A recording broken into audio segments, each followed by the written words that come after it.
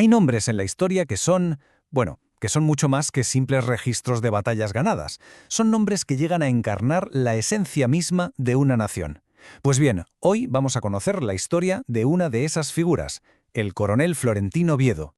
A ver, pongámonos en situación. Imagina por un momento a un prisionero de guerra, cara a cara con un emperador que le está ofreciendo de todo: riquezas, un palacio, un alto cargo militar. Y su respuesta es esta. Esta frase no es solo una cita, es el eje, el pilar sobre el que gira toda una vida de lealtad a prueba de todo.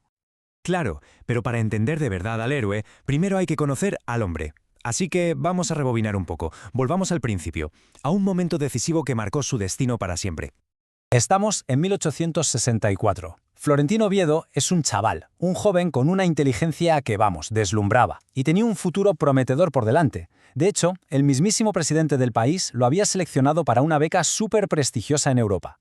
Pero, con la amenaza de la guerra en el horizonte, tomó una decisión que lo cambió todo. Eligió un camino, radicalmente distinto.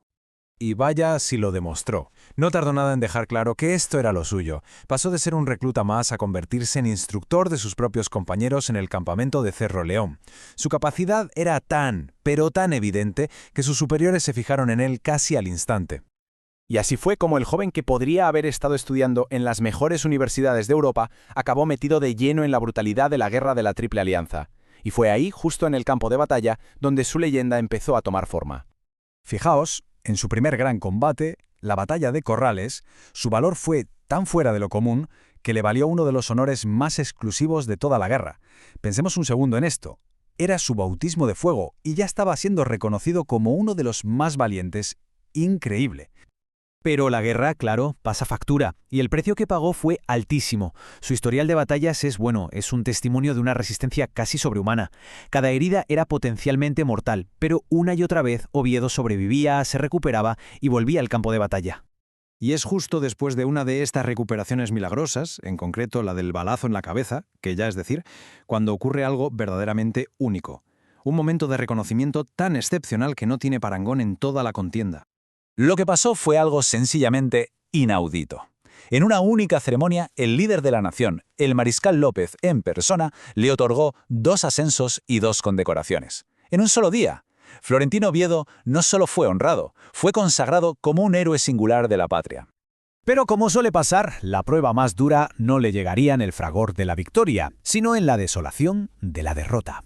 Ahora sí llegamos al clímax de su historia en la guerra, su última batalla y su captura.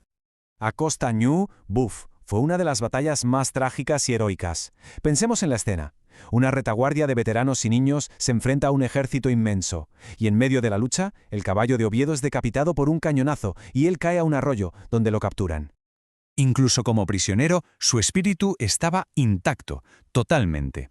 Cuando un general enemigo le preguntó por el tamaño de la fuerza paraguaya, esta fue su respuesta.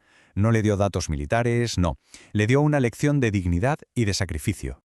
Pero la cosa no acabó ahí, ni mucho menos. Fue llevado como prisionero de guerra nada menos que a Río de Janeiro, al corazón del Imperio de Brasil. Pero, ojo, no llegó como un prisionero anónimo. Su fama de guerrero indomable ya había cruzado las fronteras antes que él. Y su fama llegó a oídos del mismísimo emperador Pedro II. Impresionado por este hombre, le hizo una oferta increíble, de película. Le ofreció todo lo que un soldado podría desear: honor, riqueza, seguridad.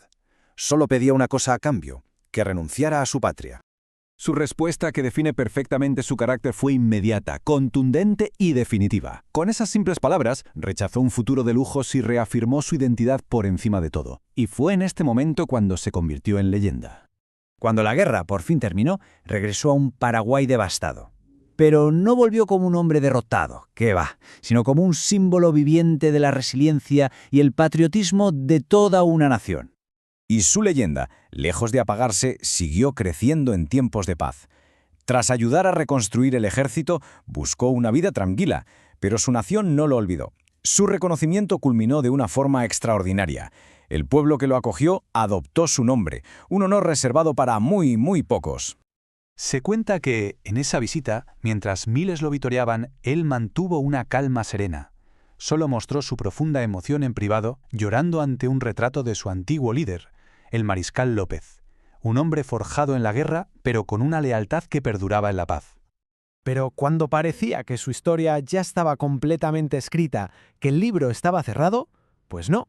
La vida todavía le deparaba un último y extraordinario capítulo. Más de 60 años después de su guerra, Paraguay se vio envuelto en otro conflicto terrible, la Guerra del Chaco. Una nueva generación de paraguayos era llamada a defender la patria. Esta era la edad de Florentino Oviedo cuando estalló la guerra, 92 años. Un anciano que en teoría ya lo había dado todo. ¿Qué más podría ofrecer? Pues ofreció lo único que le quedaba, su leyenda. A sus 92 años viajó voluntariamente al frente del Chaco. No para luchar, claro, sino para hablar con los jóvenes soldados, contarles sus historias y servir de puente viviente entre dos épocas de sacrificio por la misma bandera. Bebió lo suficiente para ver el final de esa segunda guerra y la victoria de su país. Falleció poco después, cerrando una vida que abarcó dos de los momentos más cruciales de la historia de su nación. Al final, la historia de Florentino Oviedo nos deja flotando una pregunta, ¿no? ¿Qué define de verdad a un héroe? ¿Las batallas que gana o los principios a los que nunca, jamás renuncia? Ganó y perdió batallas, pero hubo algo que nunca rindió, su lealtad a unos principios.